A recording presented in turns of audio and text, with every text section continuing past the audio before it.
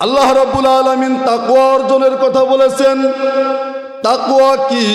হযরত নবী সাল্লাল্লাহু আলাইহি ওয়াসাল্লামের সাহাবী ছিল হযরত ওমর ফারুক রাদিয়াল্লাহু তাআলা আনহু। এই হযরত ওমর ফারুক রাদিয়াল্লাহু তাআলা আনহু আরেক সাহাবী ছিলেন হযরত উবাই ইবনে কাব রাদিয়াল্লাহু তাআলা আনহু।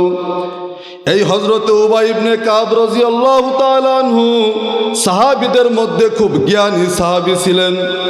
হাদিসের মধ্যে আসছে কোন সাহাবী যদি কোনো মাসআলা জানার দরকার থাকতো, মাসআলা জানার প্রয়োজন হতো, তাহলে উবাই ইবনে কাবের কাছে অনেকে মাসআলা জিজ্ঞেস করতেন। হযরত ওমর ফারুক রাদিয়াল্লাহু তাআলা আনহু একদিন উবাই ইবনে কাব রাদিয়াল্লাহু তাআলা আনহুর কাছে গিয়ে বলে, ও উবাই ইবনে কাব, আপনি আমাকে একটা প্রশ্নের উত্তর দেবেন।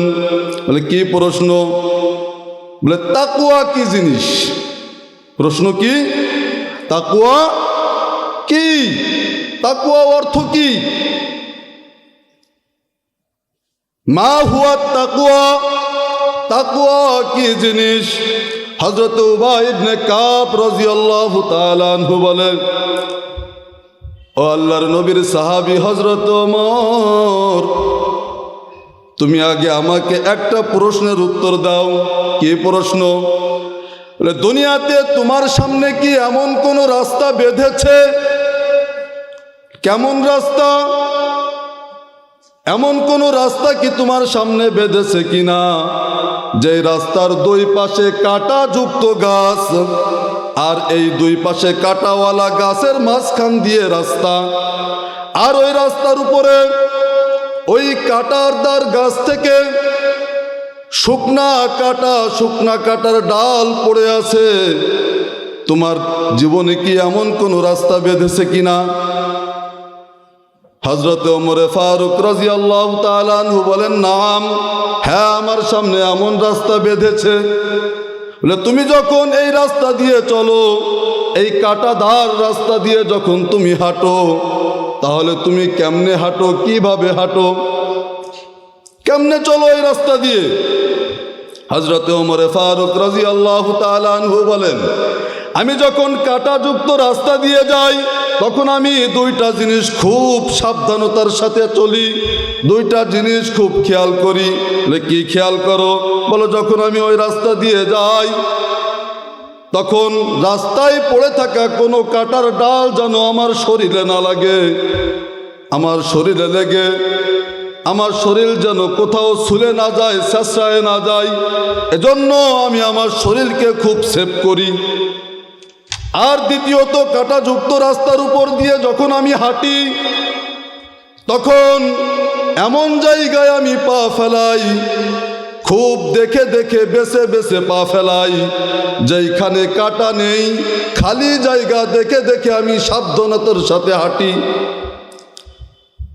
হযরত উবাই ইবনে কাব রাদিয়াল্লাহু তাআলা আনহু বলেন, ওগো ওমর, তুমি যে খুব সাবধানতার সাথে কাঁটাযুক্ত রাস্তা দিয়ে হাঁটো, এর নাম হলো তাকওয়া। এর নাম কি? তাকওয়া। বলে, কাঁটাযুক্ত রাস্তা দিয়ে হাঁটার সময় তুমি দুইটা জিনিস খেয়াল করো, আর দুইটা জিনিস খেয়াল করার জন্য তোমার কারণ আছে। এক নম্বর কারণ, তুমি তোমার শরীরকে মোহাব্বত করো, এজন্য শরীরে যাতে কাঁটার ছেঁচড়া না লাগে, কাঁটার কোনো ক্ষতি তোমার শরীর কাটা করতে না পারে, তুমি তোমার শরীরকে খুব সেপে রাখো, হেফাজতে রাখো। আর দ্বিতীয়ত, এমন জায়গায় পা ফেলাও যে জায়গায় কাঁটা নেই, ফাঁকা ফাঁকা জায়গা দেখে দেখে তুমি হাঁটো। ঠিক তেমনি ভাবে কোন ইমানদার, কোন মুমিন, কোন মুসলমান, তার দিলের মধ্যে যদি আল্লাহর মুহাব্বত আর শরীরের কাঁটাযুক্ত, শরীরে কাঁটা লেগে ছেঁচড়ায় যাওয়ার যে ভয়, এই ভয় যেমন দিলের মধ্যে রাখে, আল্লাহর মুহাব্বত আর আল্লাহর ভয় দিলের মধ্যে রেখে দুনিয়ার জমিনে চলে। দুনিয়ার জমিনে তো হাজার রকমের কাঁটা বিছানো, দুনিয়ার জমিনে হাজার রকমের গুনাহের কাঁটা। কিসের কাঁটা? ফজরের সময় নামাজ না পড়া গুনাহের কাঁটা, গীবত করা গুনাহের কাঁটা, সুদ খাওয়া গুনাহের কাঁটা, গীবত করা গুনাহের কাঁটা, রমজান মাসে রোজা না রাখা গুনাহের কাঁটা। কিসের কাঁটা?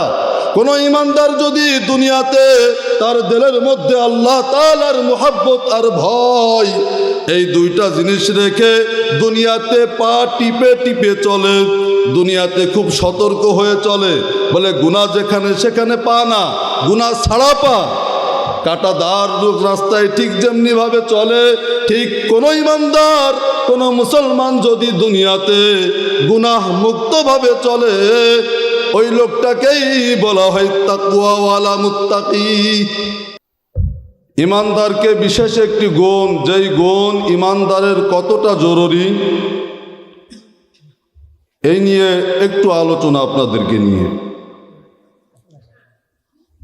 আল্লাহ রাব্বুল আলামিন কালামে পাকের মধ্যে বলেন, ইয়া আইয়ুহাল্লাযীনা আমানুত্তাকুল্লাহ, ইয়া আইয়ুহাল্লাযীনা আমানুত্তাকুল্লাহ। আল্লাহ রাব্বুল আলামিন বলেন, হে ঈমানদারেরা, তোমরা দুনিয়াতে যতদিন বসবাস করবা, দুনিয়ার হায়াতের জিন্দেগিতে তোমরা যতদিন থাকবা, তোমরা তোমাদের মধ্যে একটি গুণ অর্জন করো, যেই গুণের নাম হলো তাকওয়া। গুণের নাম কি? তাকওয়া। তাকওয়া অর্থ কি? তাকওয়া অর্থ আল্লাহর ভয়। কার ভয়? আল্লাহর। আল্লাহ রাব্বুল আলামিন এই তাকওয়ার গুণ অর্জন কি জন্য এত গুরুত্ব দিয়েছেন? শুধু গুরুত্বই না, আল্লাহ রাব্বুল আলামিন কালামে পাকের মধ্যে এই তাকওয়া নিয়ে 90টা আয়াত নাজিল করেছেন। 90টা আয়াতের মধ্যে তাকওয়ার আলোচনা করেছে আল্লাহ রাব্বুল আলামিন। তার মধ্যে ডাইরেক্ট 7টি আয়াতের মধ্যে আল্লাহ রাব্বুল আলামিন তার বান্দাদেরকে ঘোষণা দিয়ে বলতেছেন, ইয়া আইয়ুহাল্লাযীনা আমানুত্তাকুল্লাহ, হে ঈমানদারেরা, তোমরা তাকওয়া অর্জন করো। তোমরা যদি তাকওয়া অর্জন করতে পারো, তাকওয়া অর্থ আল্লাহর ভয়। এই ভয়টা কেমন ভয়? ভয় তো আমরাও করি আল্লাহরে, নাকি?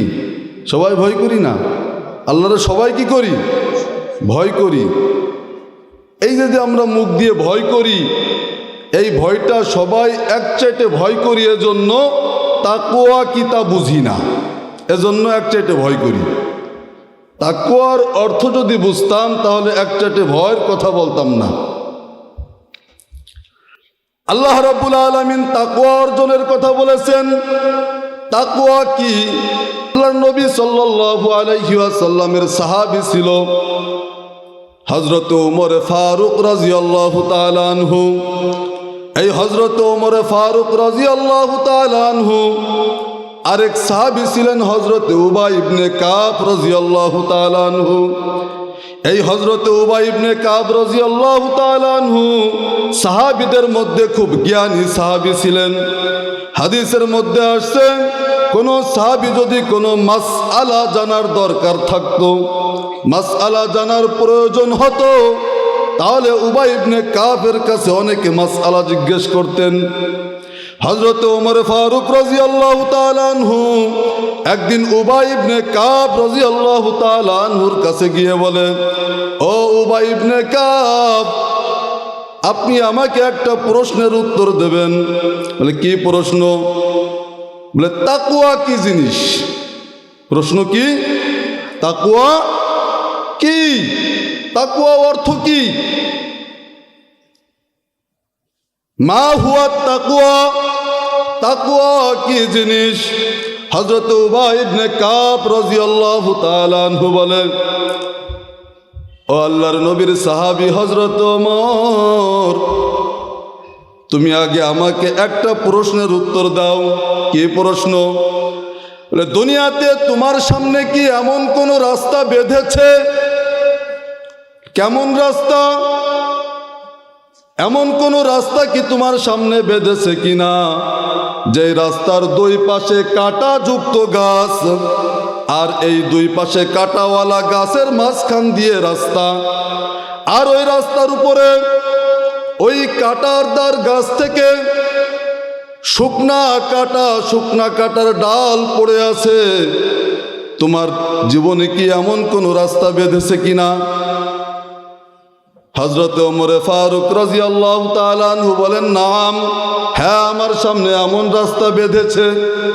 বলে, তুমি যখন এই রাস্তা দিয়ে চলো, এই কাঁটাদার রাস্তা দিয়ে যখন তুমি হাঁটো, তাহলে তুমি কেমনে হাঁটো, কিভাবে হাঁটো, কেমনে চলো এই রাস্তা দিয়ে?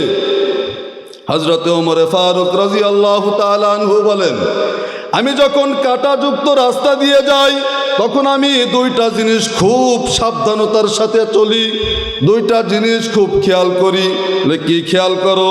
বলো, যখন আমি ওই রাস্তা দিয়ে যাই, তখন রাস্তায় পড়ে থাকা কোনো কাঁটার ডাল যেন আমার শরীরে না লাগে। আমার শরীরে লেগে আমার শরীর যেন কোথাও ছুলে না যায়, ছেঁচড়ায় না যায়, এজন্য আমি আমার শরীরকে খুব সেভ করি। আর দ্বিতীয়ত, কাঁটাযুক্ত রাস্তার উপর দিয়ে যখন আমি হাঁটি, তখন এমন জায়গায় আমি পা ফেলাই, খুব দেখে দেখে বেছে বেছে পা ফেলাই, যেইখানে কাঁটা নেই, খালি জায়গা দেখে দেখে আমি সাবধানতার সাথে হাঁটি। হযরত উবাই ইবনে কাব রাদিয়াল্লাহু তাআলা আনহু বলেন, ওগো ওমর, তুমি যে খুব সাবধানতার সাথে কাঁটাযুক্ত রাস্তা দিয়ে হাঁটো, এর নাম হলো তাকওয়া। এর নাম কি? তাকওয়া। বলে, কাঁটাযুক্ত রাস্তা দিয়ে হাঁটার সময় তুমি দুইটা জিনিস খেয়াল করো, আর দুইটা জিনিস খেয়াল করার জন্য তোমার কারণ আছে।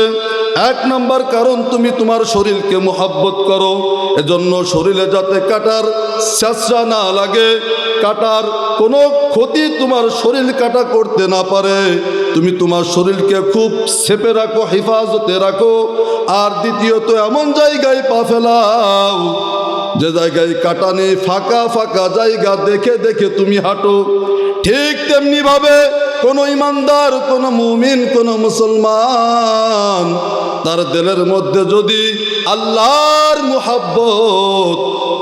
মুহাব্বত আর শরীরের কাঁটাযুক্ত, শরীরে কাঁটা লেগে ছেঁচড়ায় যাওয়ার যে ভয়, এই ভয় যেমন দিলের মধ্যে রাখে, আল্লাহর মুহাব্বত আর আল্লাহর ভয় দিলের মধ্যে রেখে দুনিয়ার জমিনে চলে।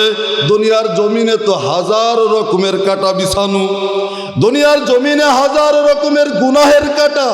কিসের কাঁটা? ফজরের সময় নামাজ না পড়া গুনাহের কাঁটা, গীবত করা গুনাহের কাঁটা, সুদ খাওয়া গুনাহের কাঁটা, গীবত করা গুনাহের কাঁটা, রমজান মাসে রোজা না রাখা গুনাহের কাঁটা। কিসের কাঁটা? কোন ইমানদার যদি দুনিয়াতে তার দিলের মধ্যে আল্লাহ তাআলার মুহাব্বত আর ভয়, এই দুইটা জিনিস রেখে দুনিয়াতে পা টিপে টিপে চলে, দুনিয়াতে খুব সতর্ক হয়ে চলে, বলে গুনাহ যেখানে সেখানে পা না, গুনাহ ছাড়া পা, কাঁটাদার রাস্তায় ঠিক যেমনি ভাবে চলে, ঠিক কোন ইমানদার, কোন মুসলমান যদি দুনিয়াতে গুনাহ মুক্ত ভাবে চলে, ওই লোকটাকেই বলা হয় তাকওয়াওয়ালা মুত্তাকি। এলো তাকওয়া। এলে কি বুঝা গেছে তাকওয়া কাকে বলে? আল্লাহর নবী হযরতে মুহাম্মদুর রাসূলুল্লাহ সাল্লাল্লাহু আলাইহি ওয়াসাল্লামের সাহাবী হযরতে আবু হুরায়রা রাদিয়াল্লাহু তাআলা আনহু বলেন, ক্বালা আন-নাবিয়্যু সাল্লাল্লাহু আলাইহি ওয়াসাল্লাম, আত-তাকওয়া হাহুনা। আত-তাকওয়া হাহুনা। তাকওয়া হচ্ছে অন্তরের ব্যাপার। কিসের ব্যাপার? তাকওয়া অন্তরের ব্যাপার। আর এই তাকওয়া যদি কারো অন্তরের মধ্যে এসে যায়, তাকওয়া যদি কারো অন্তরের মধ্যে বসে যায়, কেউ যদি তাকওয়াওয়ালা হয়ে যায়, আল্লাহ রাব্বুল আলামিনের কাছে সব থেকে দুনিয়ার শ্রেষ্ঠ মানুষ সে। দুনিয়ার শ্রেষ্ঠ মানুষ কে? সে নামাজ পড়ে তাকওয়া নাই, নামাজ পড়ে তাকওয়া নাই। এই নামাজ আমাকে পার করতে পারবে না, ইবাদত আছে, তাকওয়া নাই। এজন্য তাকওয়া হচ্ছে অন্তরের ব্যাপার, এটা অন্তরে থাকবে। আর এই তাকওয়ার মূল হচ্ছে আল্লাহর ভয় আর আল্লাহর মুহাব্বত। আল্লাহর ভয়, আল্লাহর মুহাব্বতও থাকা, আল্লাহর ভয়ও কি দিলের মধ্যে থাকা।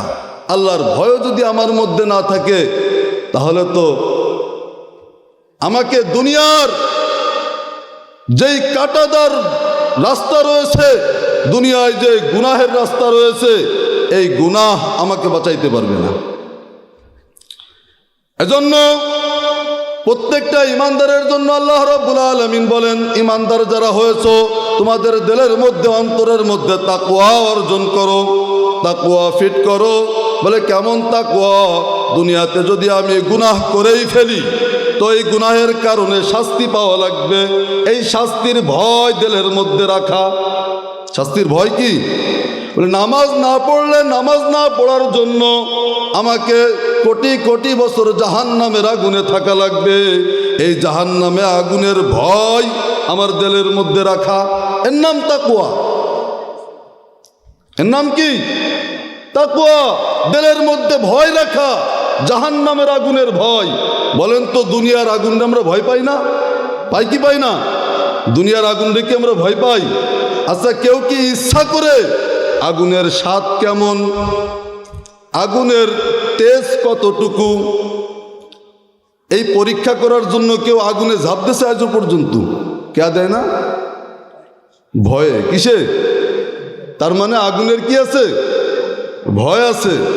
তো এই যে দুনিয়ার আগুন, দুনিয়ার আগুনকে আমরা ভয় পাচ্ছি, জাহান্নামের আগুন তো ভয় পাচ্ছি না। জাহান্নামের আগুন ভয় পাচ্ছি না, তার প্রমাণ হলো আজও পর্যন্ত আমি নিজেকে গুনাহ থেকে বাঁচাইতে পারতেছি না। যদি আমি গুনাহ থেকে বাঁচাইতে পারতাম, তাহলে বোঝা যেত যে আমি জাহান্নামের আগুনকে ভয় পাই নাকি। হযরতে আশরাফ আলী থানভী রহমাতুল্লাহ আলাইহি তার কিতাবে চমৎ একটা ওয়াকিয়া বর্ণনা করেছে। হযরতে আশরাফ আলী থানভী রহমাতুল্লাহ আলাইহি বলেন, এক রাজ দরবারের রাজার মেয়ে রাজকন্যা, এই রাজকন্যা দূর কোথাও শিকারে যাবেন। তো শিকারে যাওয়ার জন্য তার আব্বাকে বলা হলো, বাদশা মহোদয় ঠিক তেমনি ভাবে কিছু সৈন্য জোগাড় করে মেয়েকে শিকারের জন্য পাঠাবেন গহীন জঙ্গলে, গহীন অরণ্যে। ঠিক তেমনি ভাবে কিছু সেনাবাহিনী নিয়ে এই রাজকন্যা চলে গেল গহীন জঙ্গলে শিকারের জন্য। শিকার করতে করতে করতে করতে হঠাৎ বিকালবেলা এই রাজকন্যা ওই সেনাবাহিনী থেকে হারাই গেল, আলাদা হয়ে গেল। সেনাবাহিনীও রাজকন্যাকে খুঁজে পায় না, আবার রাজকন্যাও সেনাবাহিনীদেরকে খুঁজতেছে, পায় না। এক পর্যায়ে সন্ধ্যা চলে এলো। রাতের অন্ধকারে পুরা জঙ্গল অন্ধকার হয়ে গেল। রাজকন্যা কি করবে বুঝে উঠতে পারতেছে না। এই গহীন জঙ্গলের মধ্যে কে আমাকে সাহায্য করবে, কই আমি থাকবো, কিভাবে থাকবো, খুব পেরেশানি হয়ে ছুটাছুটি করতেছিল। কিছু দূর যায় দেখেন এই জঙ্গলের এক কর্নারে অনেক দূরে দেখা যায় একটা বাতি টিপ টিপ করে জ্বলতেছে। মানব শূন্য জায়গায় যদি বাতি জ্বলে, তাহলে বুঝতে হবে ওইখানে মানুষ আছে। কারণ কোনো পশু পাখি প্রাণীর ক্ষমতা আছে আগুন জ্বালানো? ক্ষমতা নেই। রাজরানী বুঝে ফেললো, রাজকন্যা বুঝে ফেললো যে বাতি যেহেতু জ্বলতেছে, হয়তো বা ওখানে মানুষ আছে। জঙ্গলের রাস্তা দিয়ে হাঁটতে হাঁটতে চলে গেল। যাওয়ার পরে দেখে একটা ছাবড়া ঘর, কুড়ে ঘর। কুড়ে ঘরের সামনে একটা বাতি জ্বলতেছে, কূপো জ্বলতেছে। ঘরের সামনে গিয়ে ডাক দিচ্ছে, ঘরের মধ্যে কেউ আছো নাকি? আমি এই এলাকার বাচ্চার মেয়ে রাজকন্যা, আমি আমার সৈন্যদেরকে হারিয়ে ফেলেছি, আমার সাহায্যের প্রয়োজন, কেউ থাকলে একটু বের হও। বলার সঙ্গে সঙ্গে দরজা খুলে এক যুবক বের হয়েছে। যুবক কণ্ঠ শুনে বুঝে ফেলছে যে একটু কোনো মেয়ে, কোনো কন্যা। নিচের দিকে তাকায় জিজ্ঞেস করে, কি ব্যাপার, কি হয়েছে? বলে, আমি এই এলাকার বাচ্চার মেয়ে, রাজকন্যা। আমি সৈন্যদেরকে নিয়ে এসেছিলাম শিকারের জন্য। আমি আমার সৈন্যদেরকে হারিয়ে ফেলেছি। তুমি আমাকে এই রাতটা একটু আশ্রয় দাও। সঙ্গে সঙ্গে যুবক ঘরের দরজা খুলে দিয়েছে। মেয়েটি যে দরজা ঘরের ভিতরে বসছে, কিন্তু যুবক আর ঘরের মধ্যে যায় না, যুবক বারান্দায় বসে আছে। মেয়েটা মনে মনে ভয় পাচ্ছিল, এই এত বড় জঙ্গলের মধ্যে আমি একটা মহিলা মানুষ, মেয়ে মানুষ, আর এত একটা যুবক। যেহেতু জঙ্গলের মধ্যে কোনো যুবক বসবাস করে, হয়তো বা হিংস্র হতে পারে, এই ভয় সে বসে আছে। হঠাৎ করে কিছু সময় পরে দেখে এই যুবক যেই কূপটা ধরানো ছিল, এই কূপর ভিতরে একবার আঙ্গুল দেয়, কিছু সময় আঙ্গুল কূপর ভিতরে রাখে, আগুনের মধ্যে আঙ্গুল রাখে, একটু পরে আবার যখন আগুনের খুব তাপ হয় আবার আঙ্গুল বের করে ফেলে। আবার যখন আঙ্গুল ঠান্ডা হয়ে যায় আবার কিছু সময় পর আবার আঙ্গুল দেয়, কিছু সময় পর আবার আঙ্গুল বের করে ফেলে। এভাবে করতে করতে সারা রাত ওই যুবক একবার আঙ্গুল আগুনের মধ্যে দেয়, কিছু সময় রেখে আবার আঙ্গুল বের করে। সকাল হয়ে গেছে, সৈন্যরা তালাশ করতে করতে এই কুঁড়ে ঘরের সামনে চলে এসেছে। রাজরানীকে পেয়ে গেছে, সঙ্গে সঙ্গে রাজরানীকে নিয়ে গেল।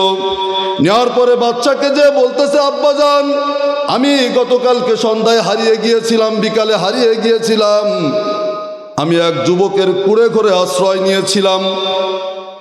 বাচ্চা বলতেছে, তুমি যে কুঁড়ে ঘরে আশ্রয় নিয়েছিলে, ওই যুবককে তাহলে পুরস্কৃত করা দরকার, যে আমার মেয়েকে সারা রাত হেফাজতে রেখেছে। বলে, আব্বা, পুরস্কার তো দেবেন, ঠিক আছে, কিন্তু ওই যুবকের কাছে আমার একটা জিজ্ঞাসা আছে। কি জিজ্ঞাসা? বলে, তাকে আনা হোক। রাজ দরবারে আনা হলো। আনার পরে এই যুবককে বলতেছিল, হে যুবক, আমার মেয়ে তোমাকে প্রশ্ন করবে, প্রশ্নের উত্তর দাও। মেয়ে প্রশ্ন করতেছে, গতকালকে রাত্রেবেলায় আমি যখন ঘরের মধ্যে ছিলাম তোমাকে দেখেছি, তুমি একটা বারও আমার দিকে তাকাও নাই, একটা বারও যে তাকাই নাই। এটা বাচ্চার মেয়ের মাইন্ডে লাগছে। আমি কি দেখতে খারাপ নাকি? তুমি আমার দিকে একবারও তাকালে না, বরঞ্চ আরো কিছু ঘটনা তোমার থেকে আমি দেখলাম। বলে, কি দেখছো? বলে, একবার দেখি তুমি আগুনের মধ্যে আঙ্গুল দাও, আবার একটু পরে বের করো, আবার আঙ্গুল দাও, আবার আগুন থেকে আঙ্গুল বের করে ফেলো। কারণ কি? কারণ কি? এই প্রশ্নের জবাব দাও। যুবক বলতেছে, বাচ্চা, আপনার কন্যা যখন আমার ঘরের সামনে গেল, তার কণ্ঠ শুনে আমি বুঝে ফেলেছি আমার ঘরের সামনে কোনো না কোনো এক মহিলা এসেছে। আপনার মেয়ে কন্যাকে যখন আমি আশ্রয় দিলাম, আমি মনে মনে ভাবতেছিলাম রাজকন্যা আমার বাড়িতে এসেছে। রাজকন্যা আমার বাড়িতে কোনোদিনও আসে না, আজকে এসেছে।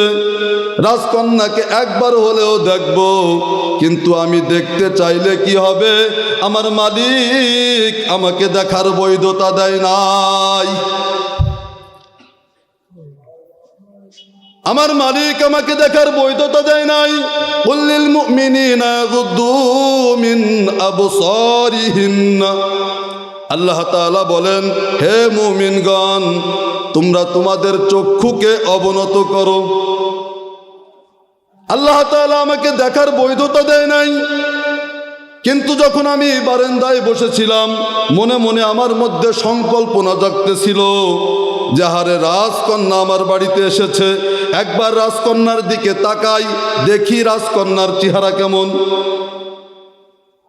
এই মনে মনে যখন চিন্তা করতেছিলাম, তাকাবো তাকাবো ভাব, তখন ঠিক আবার আমার মধ্য থেকে আরেকটা প্রশ্ন আসে, তুই যখন তাকাবি, তাকানোর সঙ্গে সঙ্গেই তো তোর গুনাহ হবে, কবিরা গুনাহ হবে, জিনাহের গুনাহ হবে।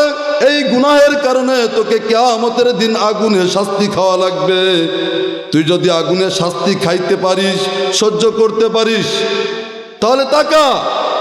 তবে তার আগে একবার পরীক্ষা করে দেখ দুনিয়ার আগুন তুই সহ্য করতে পারিস কিনা। এজন্য আমি আমার আঙ্গুলকে আগুনের মধ্য দিয়ে চেক করতেছিলাম, দেখি দুনিয়ার আগুন সহ্য করতে পারি কিনা। কিছু সময় আগুনের মধ্যে আঙ্গুল দেওয়ার সঙ্গে সঙ্গে আগুন যখন তাপ দেয় আর সহ্য করতে পারি না। আমি হাত বের করে নিয়ে এসেছি, হাত যখন ঠান্ডা হয়ে যায় আবার মনে মনে সংকল্প জাগে, আর তাকানা একটু তাকানা, ইন্নান নাফসাল আম্মারাতুম বিসসু। মনের মধ্যে বসা আছে একজন, সে কে? ও চাই কি করতে? গুনাহ করাইতে। ও চাই ওর কামি এইটা। মনের মধ্যে সংকল্প জাগারে, তাকা না, তুই তো মুমিন, কিছুদিন জাহান্নাম খেটে আবার বের হয়ে যাবি। একবার তাকা। যখন মনের মধ্যে সংকল্প জাগে আবার মনের থেকে আরেকবার বলে তুই তাকাবি, তাকা, একটু আগুনে দেখ না পারিস কিনা। আমি তখন আবার আঙ্গুল দেই আগুনের ভিতরে। কিন্তু সারা রাত আমার মনের মধ্যে তাকানোর খুব ইচ্ছা ছিল, কিন্তু আমি দুনিয়ার আগুন যদি সহ্য করতে পারতাম তাহলে দুনিয়ার আগুন সহ্য করতে পারলে বুঝতাম যে আখিরাতের আগুন, জাহান্নামের আগুন আমি সহ্য করতে পারবো। কিন্তু আমি দেখলাম দুনিয়ার আগুনই তো আমি সহ্য করতে পারি না, আমি কেমনে জাহান্নামের আগুন সহ্য করব? এর নাম হলো তাকওয়া। এর নাম কি? তাকওয়া। এর নাম আল্লাহর ভয়। দিলের মধ্যে আল্লাহর ভয় তৈরি করা, দিলের মধ্যে আল্লাহর ভয়। অনেকে বলে আরে গুনাহ তো এসে যায়, কি করব, উপায় নাই হুজুর। আমার এক মুসল্লির কথা বলি, আমার পিছনে নামাজ পড়ে, অনেক দিন দাড়ি রাখে না। হঠাৎ করে একদিন বললাম যে মুখে দাড়ি নাই, দাড়িটা রেখে ফেলেন। তা বলার পরে মুরব্বী মানুষ, ৪৫-এর উপরে বয়স, দাড়ি রাখছে। এভাবে চলতেছিল কিছুদিন, ১০-১৫ দিন। ১০-১৫ দিন পরে দেখি যে ওই লোক আর মসজিদে আসে না। হঠাৎ করে কি ব্যাপার? আমি জিজ্ঞেস করলাম, অমুক ভাই তো আমার মুসল্লি ছিল, এখন নামাজে আসে না কেন? তো কেউ বলতে পারে না। আসলে ভেদের খবর কি কেউ বলতে পারে না। হঠাৎ করে এই তার কয়েকদিন পরে আমার সাথে দেখা, দেখি লোক পুরো শেপ হয়েছে। কি হয়েছে? আবার দাড়ি কেটে ফেলছে। তা জিজ্ঞেস করলাম, ভাই দাড়ি কাটলেন কে? রাখছিলেন না, এক কথা ছিল, মাঝে রাখলেন আবার দাড়ি কেটে ফেললেন। তিনি বলে যে হুজুর কি বলবো, নাতিপুতারা ভয় পায়, নাতিপুতারা ভয় পায়, ওই জন্য বাড়ির থেকে খুব রাগারাগি করতেছে, এই জন্য কেটে ফেলছি। একটা কারণ, একটা কি? আরে দুনিয়াতে মানুষ গুনাহ করে, গুনাহ করার পিছনে অনেক কারণ আছে, ঠিক কিনা? এটা করছেন কা এই কারণে, এটা করছেন কা এই কারণে, এটা করলেন কা ভাই এই কারণে।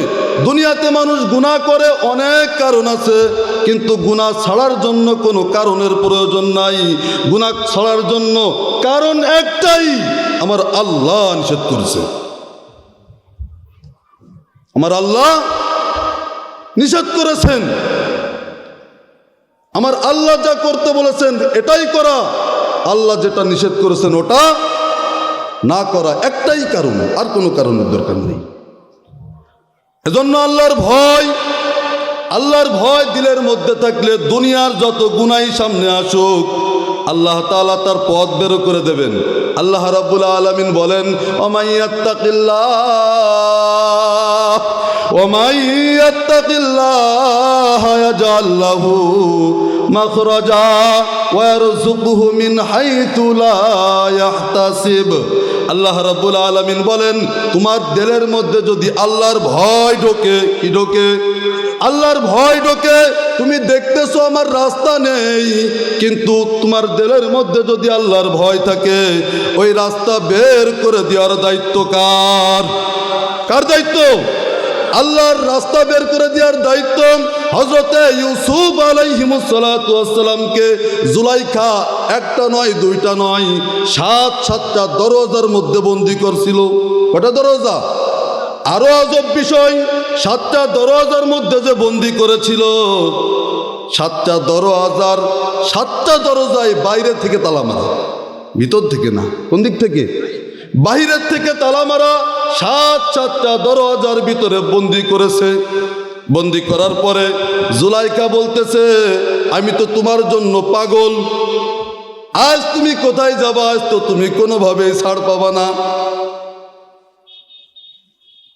আসলে কি ছাড় পাবে নাকি পাবে না? আল্লাহ তাআলা বলেছেন, ওমাইয়াত্তাকিল্লাহ ইয়াজআল লাহু মাখরাজা। বান্দা, তোর মধ্যে যদি আল্লাহর ভয় থাকে, উপায় থাকবেই। উপায় বের করবেন কে? আল্লাহ।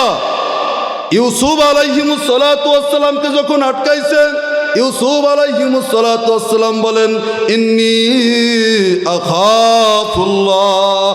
আরে আমি তো আল্লাহরে ভয় করি। কাকে ভয় করি? আমি আল্লাহকে। ওয়ালা মাআযাল্লাহ। সূরা ইউসুফের মধ্যে আল্লাহ রাব্বুল আলামিন বলেন, ওয়ালা মাআযাল্লাহ। আমার ইউসুফ আমার কাছে সাহায্য চেয়েছিল। কি চেয়েছিল? আল্লাহ তোমার সাহায্য চাই। হযরতে ইউসুফ আলাইহিমুস সালাতু ওয়াস সালাম আল্লাহর কাছে সাহায্য চেয়েছিলেন। আল্লাহ রাব্বুল আলামিন বলেন, তুই যখন আমার কাছে সাহায্য চেয়েছিস, তো সাহায্য করার দায়িত্ব আমি আল্লাহর। হযরতে ইউসুফ আলাইহিমুস সালাতু ওয়াস সালাম যে বেডরুমে আটকা ছিলেন, সেইখান থেকে এক দৌড় দিলেন দরওয়াজার কাছে। কিসের কাছে? দরওয়াজার কাছে দৌড় দিলেন। জুলাইখা বলে, আরে কাজ হবে না। কি হবে না? কাজ হবে না, কারণ দরওয়াজা তো আটকানো, তো বাহির পাশ দিয়ে তালা মারা। শুধু একটা দরজা না, এই দরজার বাইরে আরো 6টা আছে। মোট 7টা দরওয়াজার ভিতরে তুমি জাহান্নামের আগুনের মধ্যে পোড়া লাগবে। এই গুনাহ করার কারণে আমার জাহান্নামের আগুন ভোগ করা লাগবে।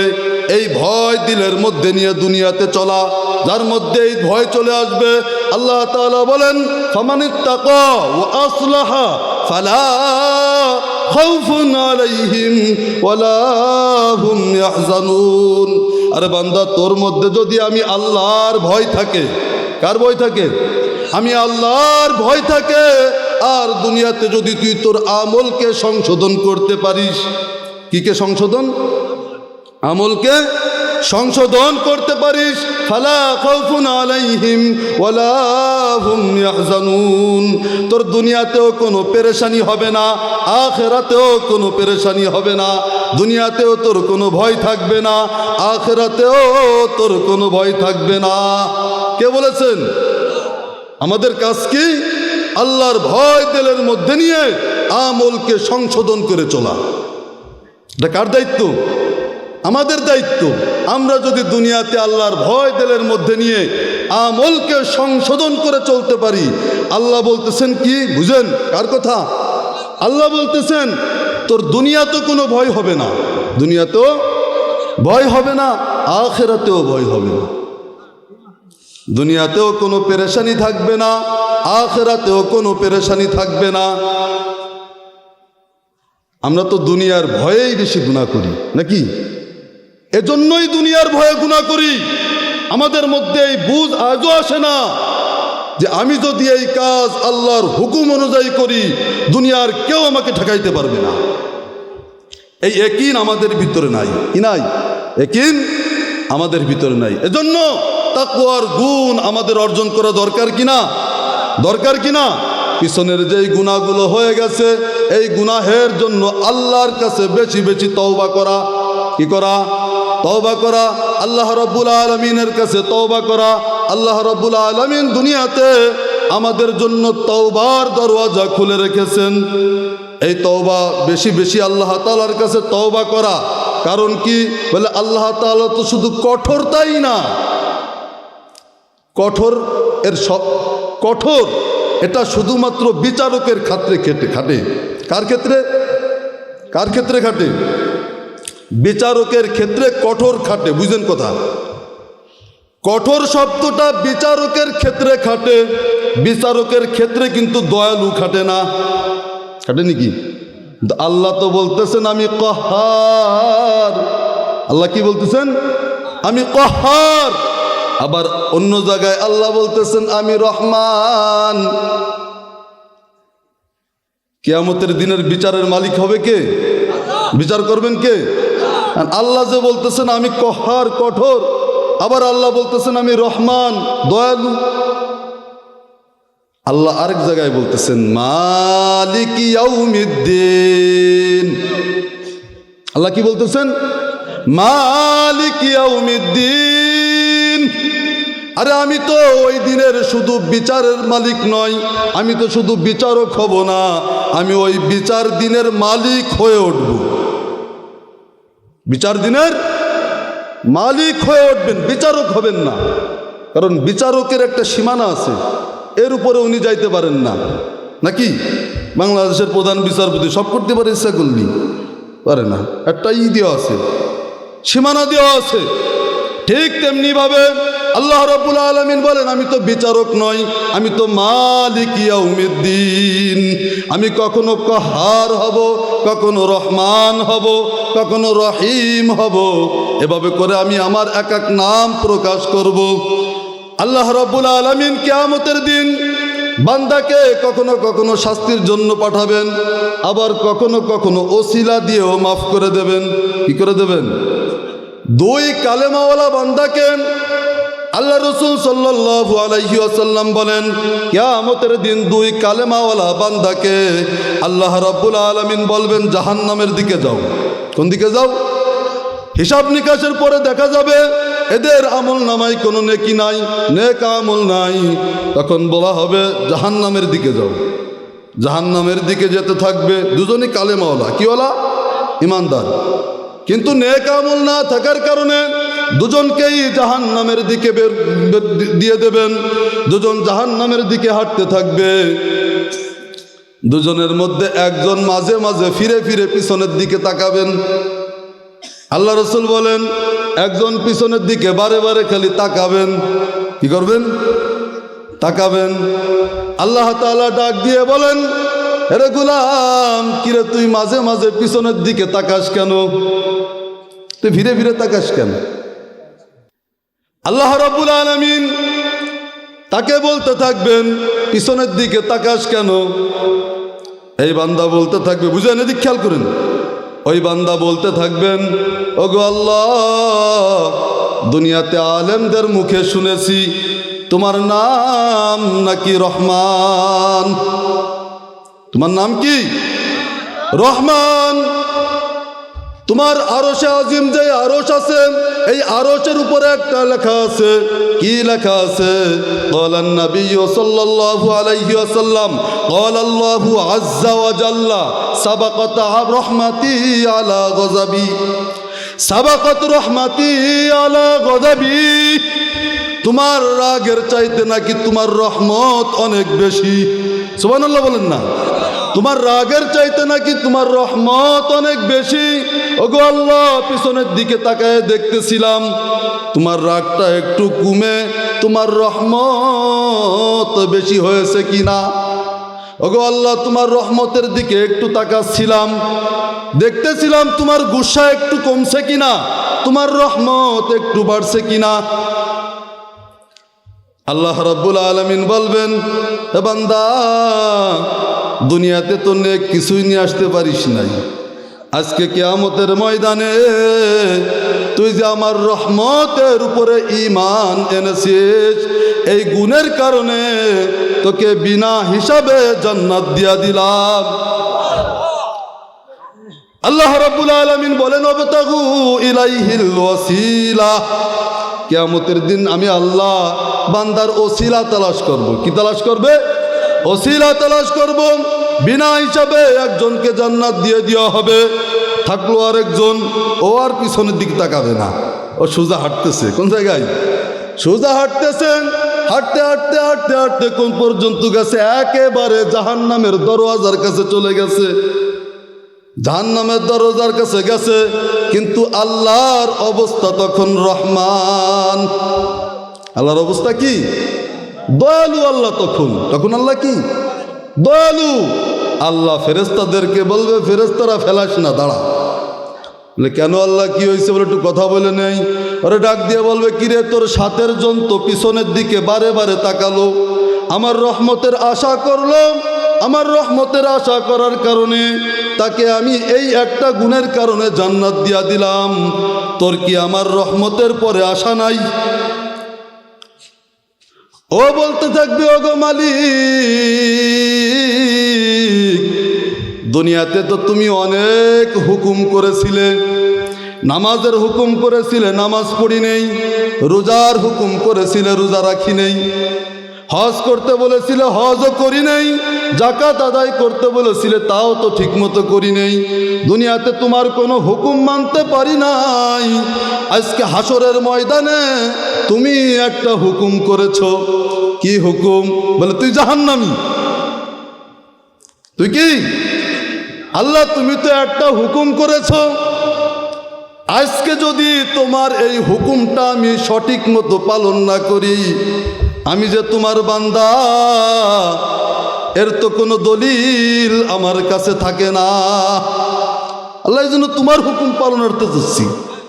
আল্লাহ বলবে, আমার হুকুমের উপরে তোর এত একই, যা এই গুণের কারণে তোকেও জান্নাত দিয়ে দিলাম।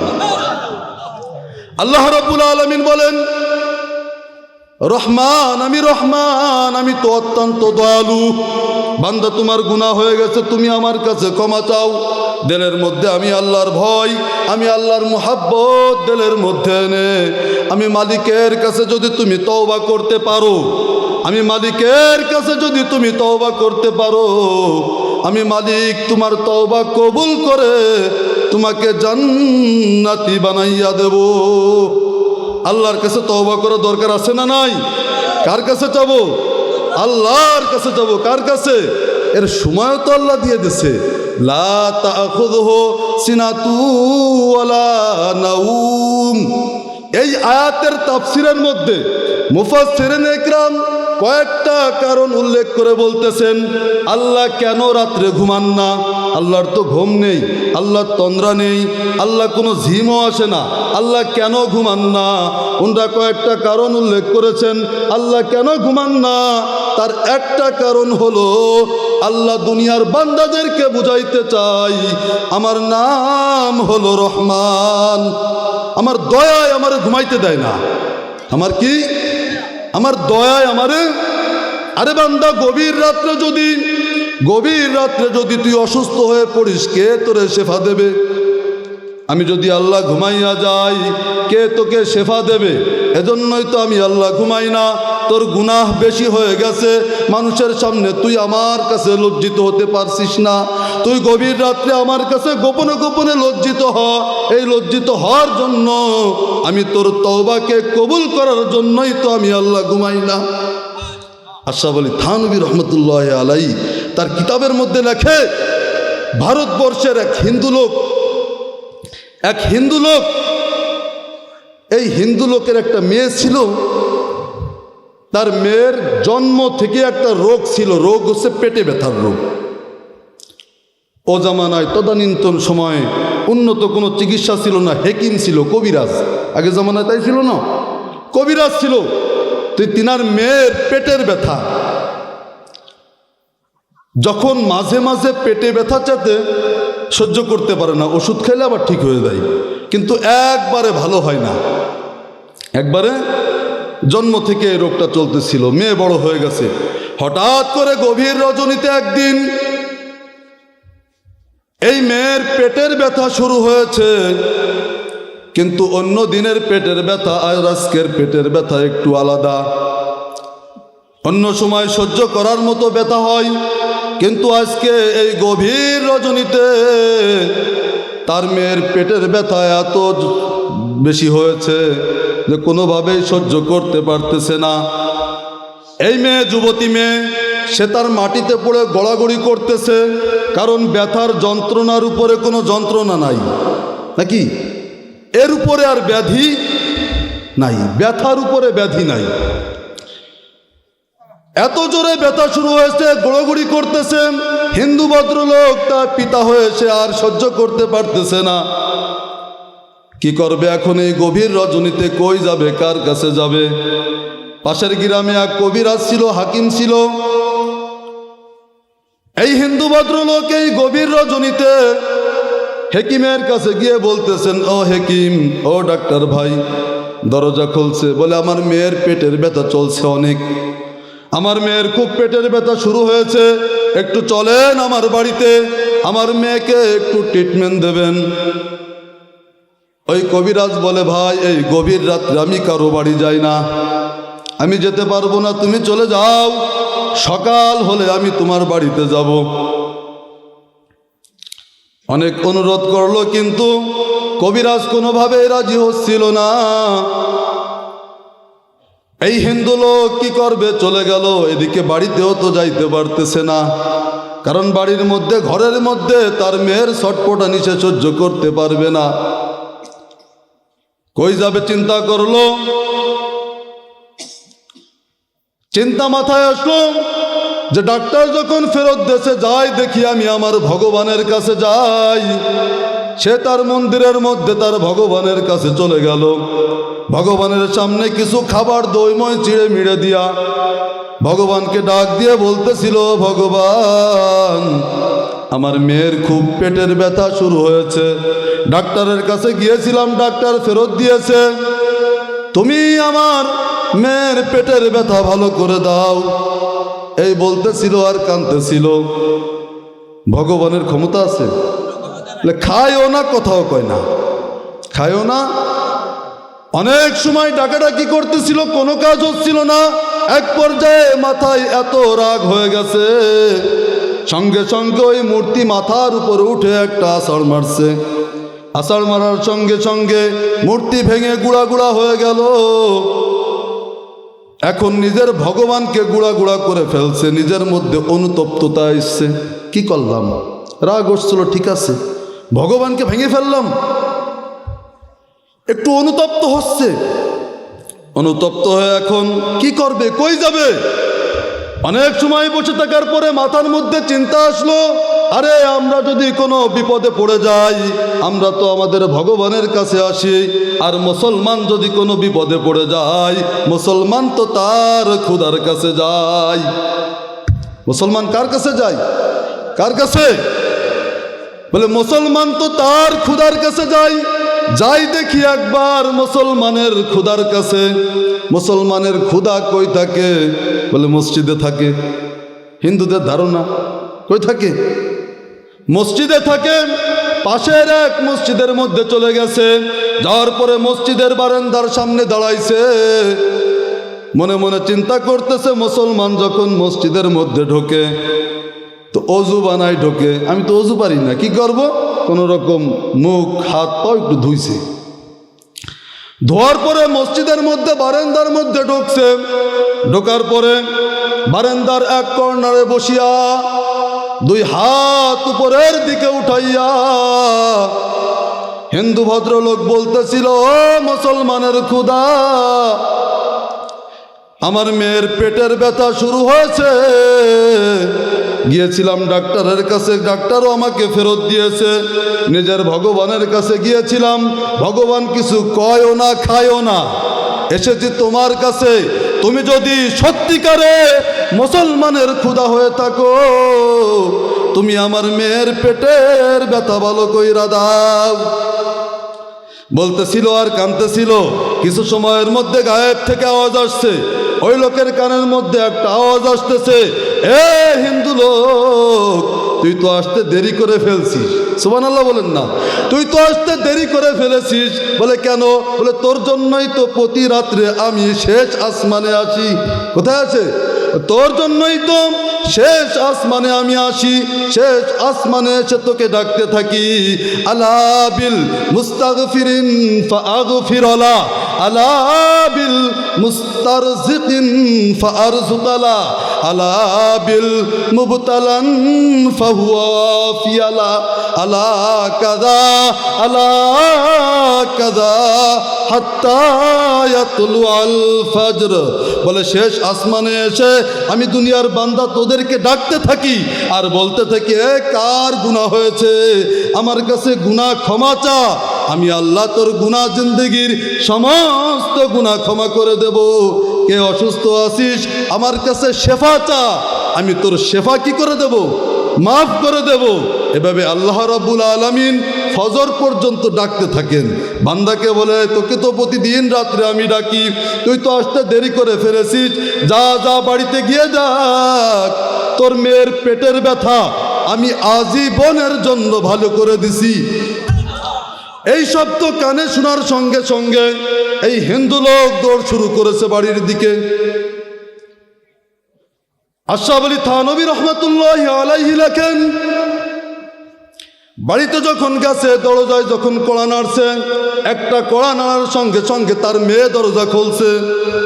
মেয়ে দরজা খোলার সাথে সাথে মেয়ে কেঁদে দিয়ে বলতেছে, বাবা ও বাবা, ব্যাপার কি তো বুঝলাম না। বলে কি হয়েছে?